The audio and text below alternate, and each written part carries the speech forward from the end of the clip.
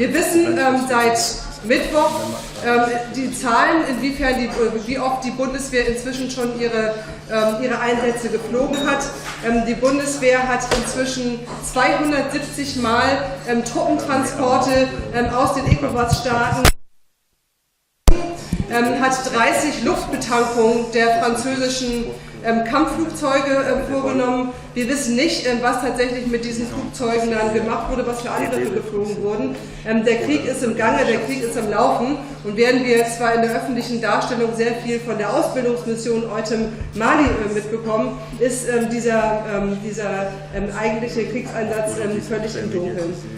Und um unsere Argumente gegen diesen Krieg zu schärfen, um auch unsere Verbindung zu der malischen Linken aufzubauen und zu zeigen, dass es eine Alternative zu diesem Krieg gibt, haben wir, wie gesagt, unsere beiden Gäste hier, und ich bitte als erstes Aminata für 5 Minuten zu sprechen. Nikolai Röschert wird dann konsekutiv übersetzen, und als zweites wird dann der Mani und dann kurz der Peter sprechen, und dann können wir in eine allgemeine Diskussion gehen, Fragen stellen. Die beiden haben dann auch noch die Möglichkeit, auf Fragen zu antworten.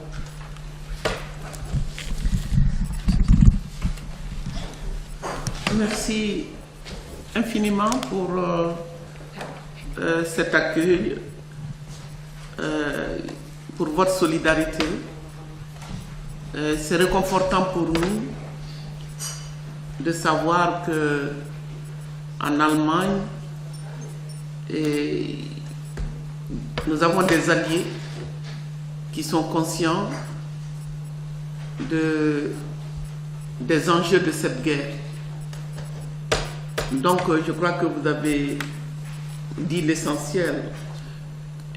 Mani, Camara et moi, depuis 3 jours, nous nous sommes entretenus ici à Berlin avec des personnes qui sont concernées, informées. Je crois qu'il est bon, dans les circonstances actuelles que nous, on se prête surtout à vos questions. Vous vous posez certainement des questions, nous n'avons pas toutes les réponses, mais ensemble, on peut quand même essayer d'aller de l'avant pour gagner davantage en clarification sur l'état des lieux en ce moment au Mali. Ja, erstmal vielen Dank für eure Solidarität. Es ist so beruhigend zu sehen, dass in Deutschland, dass es hier Verbündete gibt, die an unserer Seite stehen und die sich auch bewusst sind über die realen Auswirkungen dieses Krieges. Christina hat es im Prinzip schon sehr gut zusammengefasst, die allgemeine Situation, die Lage. Und seit 3 Tagen jetzt, oder innerhalb von 3 Tagen, sind Mani Camara und Aminata Traoré hier unterwegs in diversen Gesprächen und an Austausch sehr interessiert. Insofern will sie es auch kurz halten und wirklich sich den Fragen stellen und sehr viele Fragen gerne hören und beantworten. Dès le début de la crise, nous avons considéré que la guerre n'est jamais la solution. Quelle que soit la difficulté de la situation, nous avons souhaité qu'une solution pacifique, concertée, soit trouvée à cette situation dramatique. Et nous nous sommes situés, nous avons analysé la situation d'un point de vue de femme, en raison du coût extrêmement élevé de toute guerre pour les femmes et les enfants. Donc on a lancé cet appel qui a été soutenu au niveau international. Malheureusement, nous n'avons pas eu gain de cause. La guerre est en cours. Nous souhaitons faire de telle sorte que ce ne soit pas une guerre de longue haleine. Notre pays n'en a pas les moyens. Nous sommes un pays sahélien, enclavé. Nous n'avions pas besoin de cette guerre.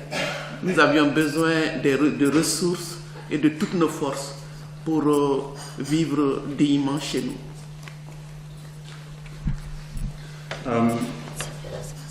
Ja, seit Anfang der Krise in Mali, Anfang letzten Jahres, war ihnen eigentlich klar, dass der Krieg oder überhaupt keine Lösung sein kann und dass sie auf eine friedliche Lösung streben müssen.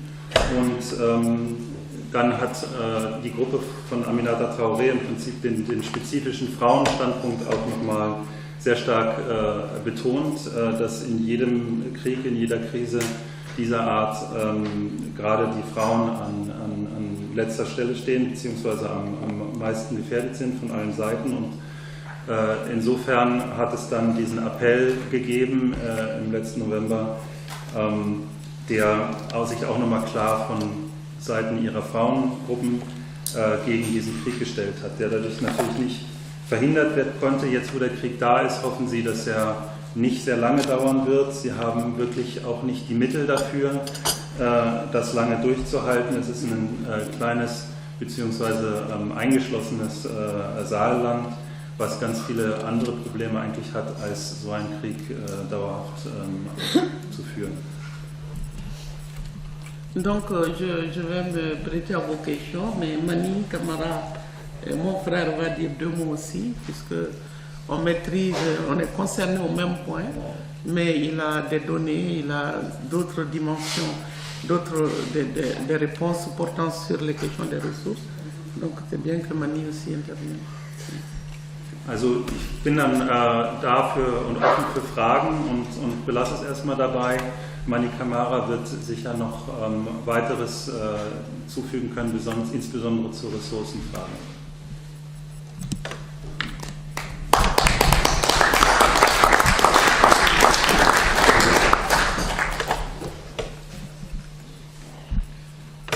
Bonjour à toutes et à tous. Merci de nous avoir reçus. Et comme Aminata, mon aînée, la doyenne de la délégation, l'a dit, nous sommes très sensibles et très encouragés par votre témoignage de solidarité à notre égard et pour l'intérêt et la solidarité que vous manifestez pour notre pays qui se trouve en situation extrêmement difficile. Et notre volonté est une volonté de paix. Notre peuple a toujours été un peuple tolérant et pacifique. Et je suis fier de participer à cette délégation conduite par une femme qui incarne justement dans notre histoire contemporaine la lutte pour la paix. Et nous sommes dans une symbolique très forte puisque les femmes ont toujours été à l'avant-garde dans les périodes de crise, dans nos combats, pour calmer la situation, pour que la paix revienne et que la vie reprenne ses droits.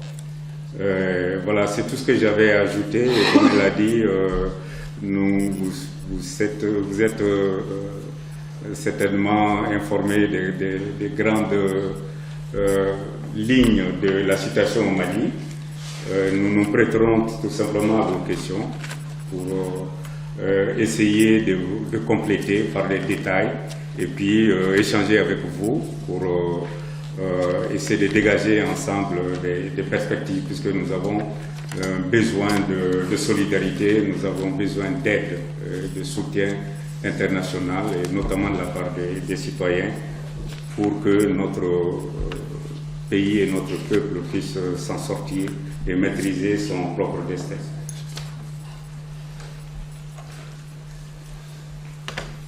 Ja, auch nochmal von meiner Seite sehr herzlichen Dank für diesen Empfang und für diese Unterstützung. Wie meine Vorrednerin auch schon Aminata sagte, sind sie sehr bewegt über diese Solidarität, die sie jetzt bekommen haben in den Tagen. Und er betont nochmal, dass ihr Wille ist immer gewesen, ein Wille zum Frieden. Mali ist immer schon ein friedfertiges Land gewesen und er ist jetzt auch froh, dass er in dieser kleinen Delegation mit Aminata an seiner Seite, mit dieser starken Frau unterwegs ist, die insbesondere diese Frauenfrage ins Zentrum stellt, die nicht nur eben besonders betroffen sind, aber auch eine Schlüsselfunktion haben, zur Beilegung dieser Krise und zum Dialog. Er sagt, ihr seid sicher informiert über die großen, groben Linien der Auseinandersetzung, die stattfinden. Insofern will er es dabei auch erstmal belassen und sich halt offen zeigen für alle Fragen und um Details im Austausch zu besprechen. Sie brauchen gerade wirklich diese Solidarität, diese Hilfe, diese Unterstützung und um eine bessere Zukunft zu bauen und setzen da auch auf den weiteren Austausch.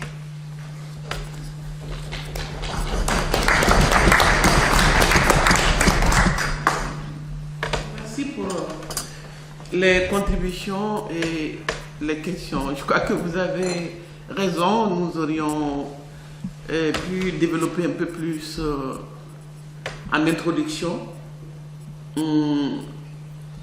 la situation pour dire exactement où est-ce que nous en sommes aujourd'hui et quelles sont nos appréhensions. Est-ce qu'il fallait absolument une intervention militaire? La raison pour laquelle nous nous sommes opposés, c'est que nous sommes un pays fragile et les ressources, vous l'avez dit, nous avions surtout besoin de ressources et pour les besoins humains essentiels, et la nourriture, l'éducation, la santé, l'eau, tout est à faire dans ce pays. S'il y a tant de Maliens qui émigrent, c'est précisément pour aller chercher les ressources nécessaires à la construction de notre pays. Donc, toute guerre est un désastre. Mais nous nous sommes dit que la nature du conflit, le fait que des islamistes soient élus domicile dans le nord de notre pays, et que les islamistes et les indépendantistes aient coalisé pour bousculer l'État central et l'armée, nous avons imaginé, nous nous étions dit qu'il fallait d'abord tenter toutes les solutions avant d'en arriver à une intervention militaire massive, comme cela s'est déroulé. Bon. Donc, le schéma médiatisé dit qu'il y a un volet militaire et un volet politique. Et aujourd'hui, les gens sont en train d'envisager ces deux solutions. Militairement, il faut éradiquer le terrorisme. Malheureusement, l'expérience de l'Afghanistan, de l'Irak, prouve que même avec l'OTAN, l'OTAN n'a pas pu éradiquer le terrorisme. Je ne vois pas comment le Mali va le faire avec toute l'aide du monde. Et le volet politique, qui est la crise de la démocratie. Donc voici, il y a ces deux volets. Et si vous permettez, je vais vous dire où est-ce que nous en sommes sur ces deux points et comment on peut effectivement envisager quelques pistes de réflexion et peut-être d'action. Ja, vielen Dank für die Beiträge und Fragen. Sie haben natürlich recht, dass wir eigentlich hätten noch mehr zur Einführung sagen müssen oder mehr Worte dazu verlieren müssen. Also wo stehen Sie gerade und wie ist Ihre Analyse der Situation? Braucht es unbedingt eine militärische Intervention, beziehungsweise natürlich schon die Antwort, warum, oder dann wiederum die Frage, warum sind Sie so dagegen? Sie sind dagegen, weil Mali ist auch ein schwacher Staat, der viel mehr diese Ressourcen braucht, wie auch schon gesagt wurde, für die essentiellen Dinge. Auf allen Ebenen gibt es was zu tun, im Gesundheitsbereich, im Bereich von Trinkwasserversorgung, von Schulen und so weiter. Jeder Krieg ist ein Desaster und zerstört all dieses. In diesem Zusammenhang spricht sie dann von den Islamisten im Norden, die sich eben verbündet haben mit den Unabhängigkeitsbestrebungen, mit den Gruppen, die halt nach Unabhängigkeit dieses Nordens streben. Und ihre Einstellung war eigentlich von vornherein, dass bevor überhaupt nur darüber nachgedacht wird, hier militärische Lösungen zu verwenden, wirklich alle anderen Lösungen erstmal hätten durchgespielt und versucht werden müssen. Sie spricht davon, dass im Prinzip zwei große Themenfelder gibt in dem Ganzen, also einmal das Militärische, wo man jetzt vom Krieg gegen den Terror und den Kampf gegen den Terror spricht. Das hat aber schon sich auch als völlig unnütz herausgestellt in Afghanistan und Irak, und nirgendwo sonst in der Welt hat selbst die NATO mit all ihrer Maschinerie es nicht geschafft, diesen Terror auch mit ihren Mitteln zu bekämpfen. Und das andere große Feld ist eben das Politische, und wo es sehr stark um die Frage der Demokratie geht. Comme vous le savez, il y a peut-être 600 000 personnes qui se sont déplacées, ceux qui sont à l'intérieur et à l'extérieur. Et la situation est dramatique et de tous les côtés.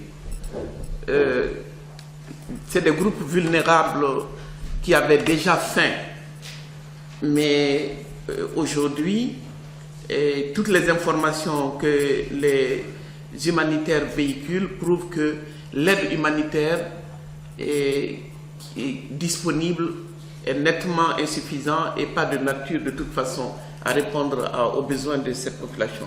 Mais les zones libérées, dans les zones libérées, les activités économiques ne fonctionnent pas. Et parce que la frontière algérienne étant fermée, la plupart des produits alimentaires venaient de l'Algérie, parce que Kidal, par exemple, c'est est très éloignée de Bamako. Et disons que la communication, les transports entre les zones libérées et le sud ne sont pas fluides de manière à approvisionner les zones libérées. Donc dans l'immédiat, ce qu'il y a, c'est le spectre de la faim. La faim, la pauvreté, parce que même quand il y a des marchandises, les gens ne peuvent pas acheter, et il n'y en a pas suffisamment.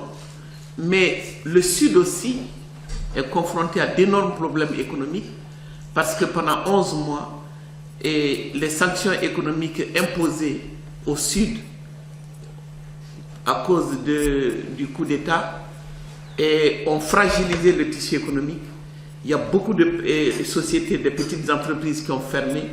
Donc, le chômage technique aidant, c'est l'ensemble du pays qui se trouve aujourd'hui dans des difficultés économiques qui malheureusement ne sont pas suffisamment débattues, ne sont pas prises en compte. On parle seulement de l'élimination des salafistes, mais comme quelqu'un l'a dit, ils sont dispersés, mais ils n'ont pas disparu, puisque dans les zones libérées déjà, on commence à enregistrer les premiers attentats. Donc le problème demeure, mais il revêt de nouvelles formes. C'est la guérilla, on s'attend maintenant à la guérilla. C'est tout cela qu'on redoutait, parce qu'ils recrutent localement. Ils recrutent localement, pourquoi? Et parce que, vous l'avez dit également, on n'a pas un modèle de développement qui a permis au Mali de vivre de ses ressources, de créer des emplois, de faire face à la question fondamentale du chômage. Le chômage, ici, quand il y a des taux de chômage de 10%, 12%, c'est un problème immense. Mais chez nous, c'est des taux de chômage surréalistes, 50%, personne ne sait, on ne calcule même pas. Il n'y a pas de travail. Il n'y a pas de travail alors que tout est à faire. C'est pour ça que nous pensons que la question est fondamentalement économique. Il faut faire preuve de créativité, il faut réinventer l'économie, il faut repenser l'économie, de telle sorte que les gens ne soient pas obligés d'entrer dans l'armée parce qu'ils n'ont pas la vocation, mais d'y entrer tout simplement comme métier, et alors qu'on est sous-équipé, on n'est pas préparé, et qu'ils ne soient pas obligés de rejoindre le rang des djihadistes, qu'ils ne soient pas obligés de tomber dans le narcotrafic. Donc ce qui nous interpelle aujourd'hui au Mali, dans le cas du Mali, avant que ce type de situation ne gangrène l'ensemble du continent, c'est de regarder le modèle économique. Quelle est l'alternative économique qui va nous permettre aujourd'hui en Afrique de vivre enfin de nos ressources?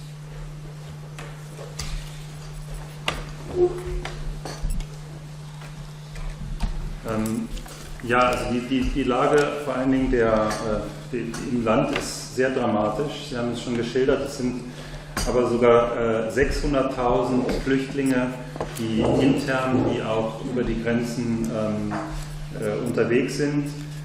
Es ist dramatisch wirklich auf allen Seiten. Es trifft die schwächsten Gruppen und vor allen Dingen liegt das Gespenst des Hungers über allem.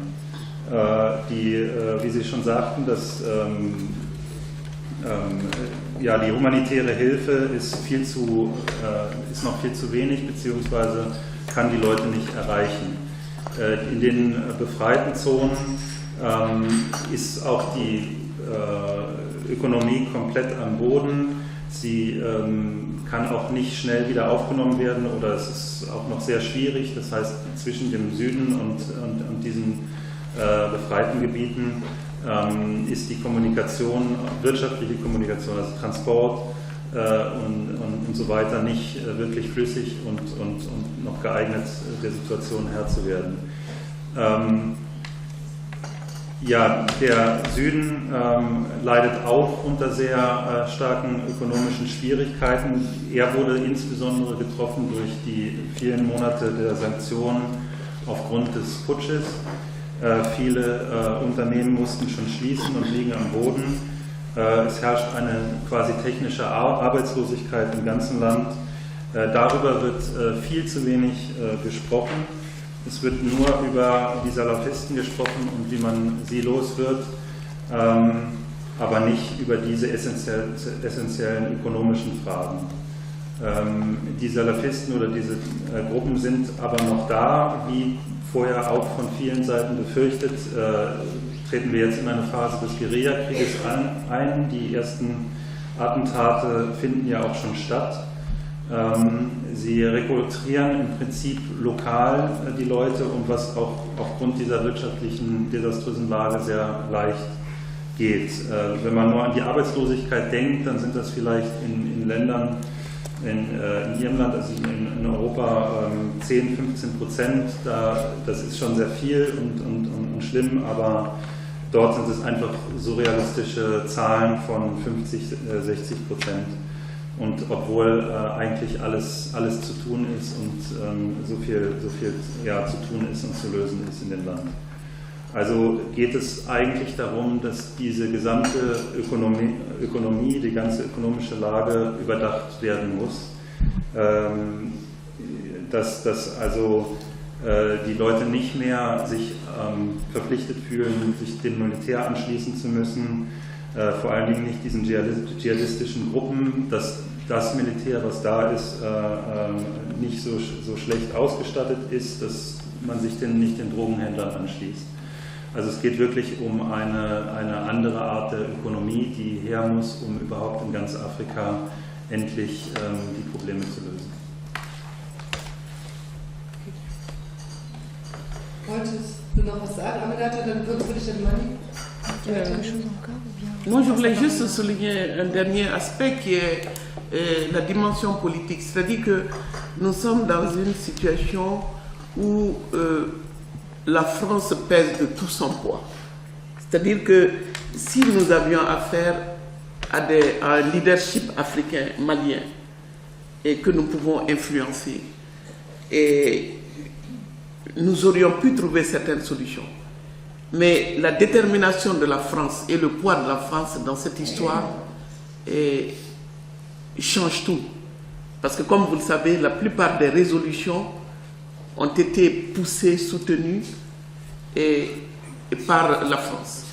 Et la France n'est pas à l'écoute n'est pas nécessairement à l'écoute du peuple malien, en tout cas n'est pas à l'écoute des voix discordantes, de telle sorte qu'il puisse y avoir un débat contradictoire pour qu'on sache est-ce qu'il fallait transformer, passer de la MISMA, les troupes de la CEDEAO, aux casques bleus.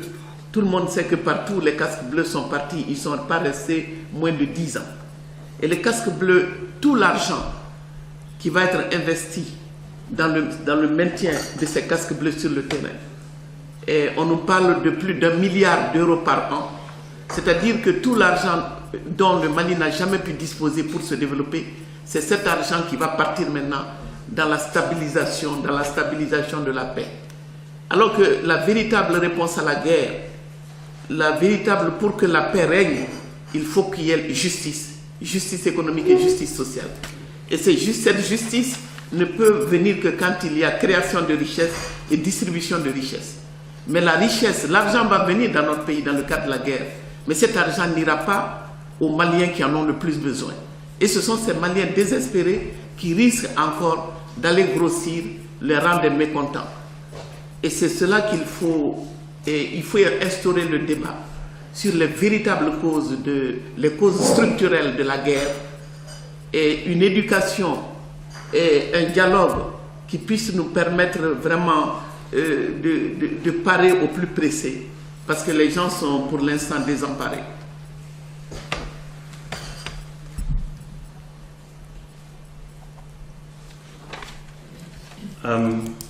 Ja, sie möchte noch auf diesen letzten politischen Aspekt, die politische Dimension eingehen. Es ist ja eine Situation, wo sich Frankreich mit all seinem Gewicht einmischt und einbringt. Und also wenn man an die afrikanische Lösung denkt, sie wäre ihrer Meinung nach, wenn es wirklich den Willen gegeben hätte, möglich gewesen, aber durch diese frühe Präsenz auch der Franzosen, die auch sehr viele der Deklarationen und der Entscheidungen vorgeben und vorgegeben haben, ist das im Prinzip gar nicht möglich gewesen. Die Leute werden auch nicht, oder die Entscheidungsträger in Mali werden auch nicht wirklich angehört. Beispielsweise, wenn man das nur herausgreift, dieser Übergang jetzt von der MISMA-Mission zu den Blauhelmen, es wird einfach der Lage nicht gerecht.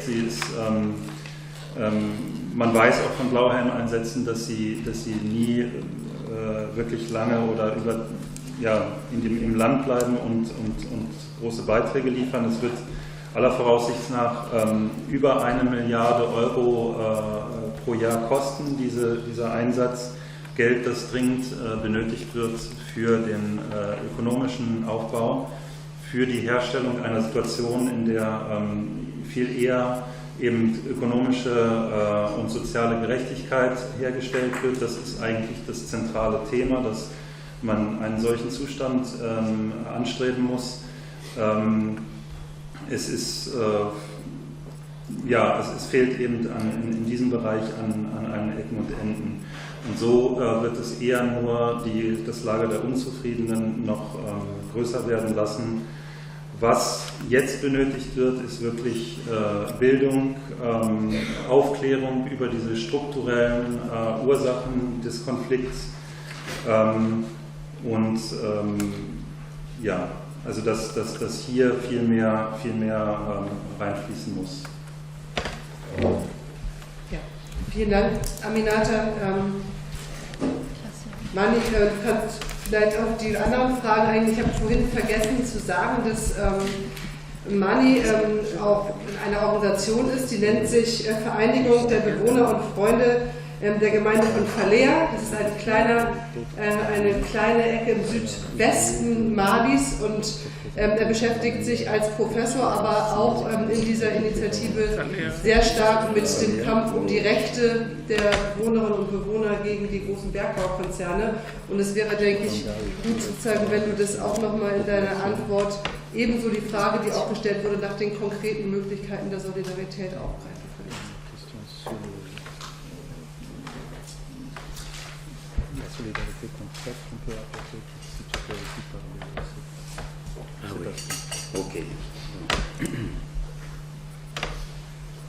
Alors, j'aimerais d'abord dire deux mots pour renforcer les propos de Aminata. Il y a eu une question sur la CEDEAO.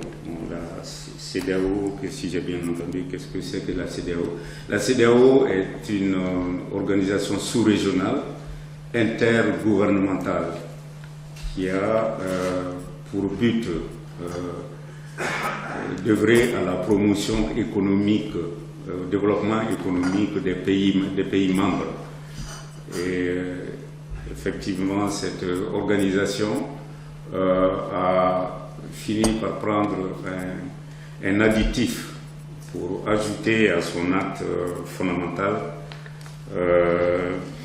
et qui avait pour but de prévenir les coups d'État, une disposition selon laquelle, bon, quand il y a un coup d'État dans un pays, ce pays donc les autres membres se mettent ensemble pour combattre ce pays-là, empêcher le coup d'État, exiger en tout cas condamner, exiger le retour à la vie civile. Bon, en apparence, c'est une volonté de paix, d'assurer une gestion, un fonctionnement démocratique des différents régimes. Sauf que il y a deux problèmes. D'abord, il y a la nature de la CEDEAO, plus précisément le rapport de force au sein de la CEDEAO. Depuis quelques années, la CEDEAO est dirigée par des hommes favorables à la France, les causes et puis trouver ensemble une sortie de crise, et puis les hommes qui devraient mettre ça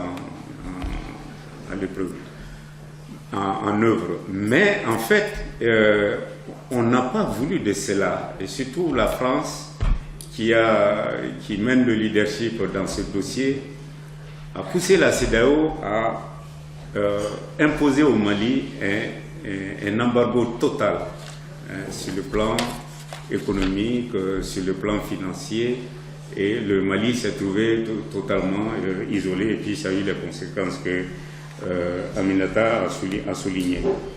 Ensuite,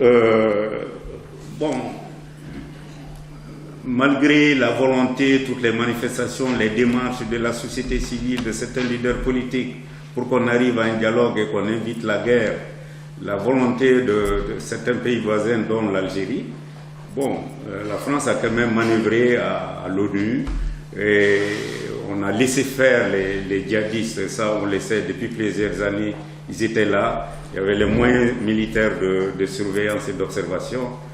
Des troupes spéciales françaises et américaines étaient présentes sur le terrain depuis au moins 2 ans.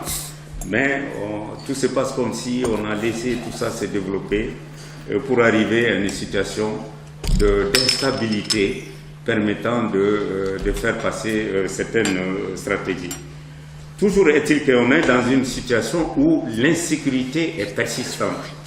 On nous dit qu'on a libéré le pays, merci à la France, mais les villes sont toujours exposées à la guérilla quotidienne, à l'insécurité quotidienne. Ça, c'est d'une part. Et puis le pays est menacé de partition, parce que la région de Kidal, qui recèle justement d'énormes richesses et qui est revendiquée par un mouvement séparatiste Touareg supporté par la France pour assurer l'indépendance de cette zone, est occupée militairement par la France et les troupes tchadiennes. Et l'armée malienne est interdite d'entrer dans cette région. Et l'administration malienne ne revient pas encore dans cette région. Et on impose des élections dans ces conditions-là. Pour que des élections bâclées soient imposées dans ces conditions. Une commission de dialogue et de réconciliation.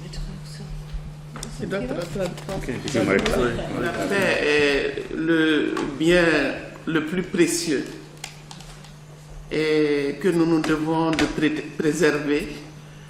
Et vivre en paix est indiscutablement la situation la plus normale et un droit pour tous les peuples.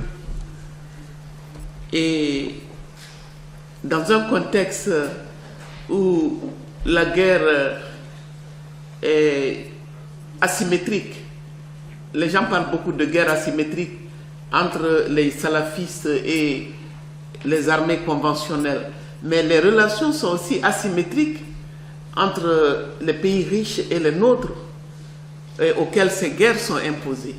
Nous n'avons tout simplement pas les moyens. Non seulement il n'est pas normal la guerre, mais nous n'en avons pas les moyens.